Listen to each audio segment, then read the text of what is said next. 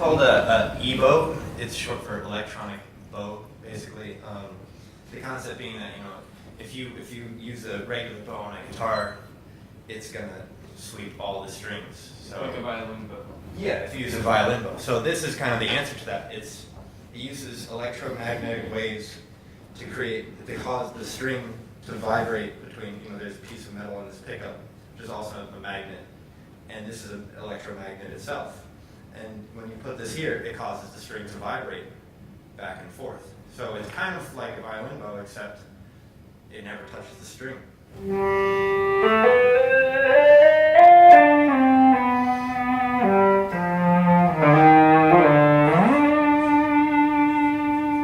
And one of the things I like to do, I kind of like to loop this and kind of get a full orchestra sound out of just this one thing.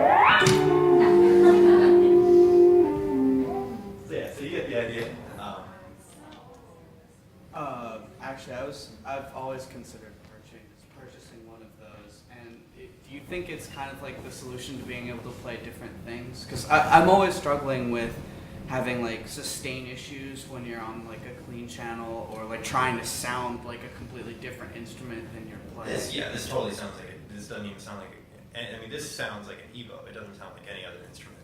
It sounds like more like a synthesizer than it does a guitar. As far as sustain issues, I mean, yeah, I guess as far as linear lines, you know, it definitely helps for that. We actually have a song that we almost played. We might play a little bit later, called Dresden, where I hold out this melody line for like forever. And sometimes, you know, I'll put on like distortion on the guitar and add a bunch of delay, you know, to get that effect too. But yeah, this is a good way to hold out this note.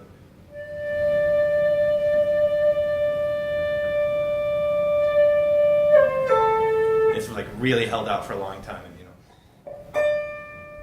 it's just not going to ring out that long. So, yeah, that's a good point. But yeah, I mean, as far as like getting new sounds, I mean, I think this is just one of many things you can do.